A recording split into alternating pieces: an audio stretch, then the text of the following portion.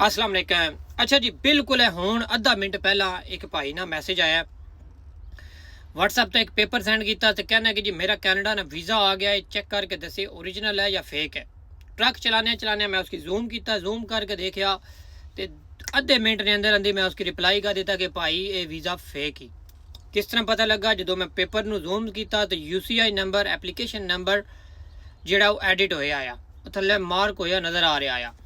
तो अपने कुछ सादिया बंदियां की मासूम बंदियां की इतना भी नहीं पता कि यार कैनेडा ने वीज़े ना प्रोसेस कितों शुरू करना है, पहला स्टैप केव है। उस तो बाद मैं उस भाई को पता किया कि यार तेरे बायोमैट्रिक हो गए। कहना नहीं मेरे बायोमैट्रिक होए को नहीं। तो कैनेडा ने वीज़े ना जो पहला प्रोसेस है, तुसा सब तो पहला फाइल होनी है सारे पेपर। विजिट वीज़े वास्ते तुहाडी बैंक स्टेटमेंट, दूजी चीज़ तुहाडी जॉब ऑफर लैटर, तीसरी चीज़ अगर तुहाडी शादी हुई है तो तुहाडा मैरिज सर्टिफिकेट, चौथी चीज़ अगर तुहाडे बच्चे ने तो FRC, पंजवीं चीज़ जनाब तुहाडा अपना बर्थ सर्टिफिकेट। ये बेसिक डॉक्यूमेंट ने। उस तो इलावा अगर तुहाडे नाम तो कोई प्रॉपर्टी वगैरह है, प्रॉपर्टी ने पेपर। उस तो बाद अगर तुहाडे कोल सोना जेवर वगैरह घर पे है तो उसना एक पेपर वकील को बन जैसी। ये सारे डॉक्यूमेंट है, जितने डॉक्यूमेंट दसे ये सारे डॉक्यूमेंट फिर कैनेडा तुसी दसो एजेंट की, कंसल्टेंट की, वो ये सारे पेपर कैनेडा की इमीग्रेशन IRCC उत्थे सबमिट करसी। उस तो बाद फिर एक IRCC कैनेडा इमीग्रेशन वाले एक लैटर सेंड कर सन। उस लैटर ऊपर एक साइड तो UCI नंबर लिखा सी, एक साइड तो एप्लीकेशन नंबर हो सी, 2 नंबर हो सन। वो UCI नंबर एप्लीकेशन नंबर जेड़ा वो पहले दिन तो लग के एंड दिन तक, कैनेडा पहुँचने तक, PR होने तक, सिटीजन होने तक तुहाडा UCI नंबर जेड़ा वो सेम रहसी। ठीक है। अगर वो उस तो बाद वो लैटर लैके तुसी कैनेडा ने VFS इस्लामाबाद, जेरी सेंटर या फिर लाहौर या कराची, 3 जगह तो है, उत्थे जाकर तुसा बायोमैट्रिक देने। बायोमैट्रिक विच पूरे हाथ ना, फिर अंगूठे ना, फिर सिंगल सिंगल अंगली ने तुहाडे फिंगरप्रिंट लैसन।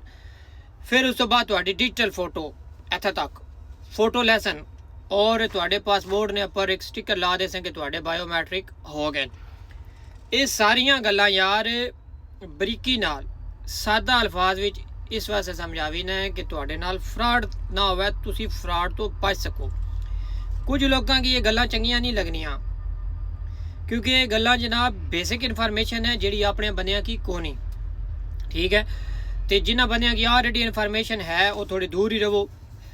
उस तो बाद जो तुहाडे बायोमैट्रिक हो जासन, बायोमैट्रिक तो बाद 1 महीना या 1 साल, 1 महीने या 1 साल तो बाद तुहाडा डिसीजन आपसी, डिसीजन आऊगा तो इस तरह एक पेपर आपसी जिस पर लिखा सी तुहाडा नाम, same UCI number, same application number, थले लिखा सी या रिफ्यूज़ हो गया या रिजेक्ट हो गया।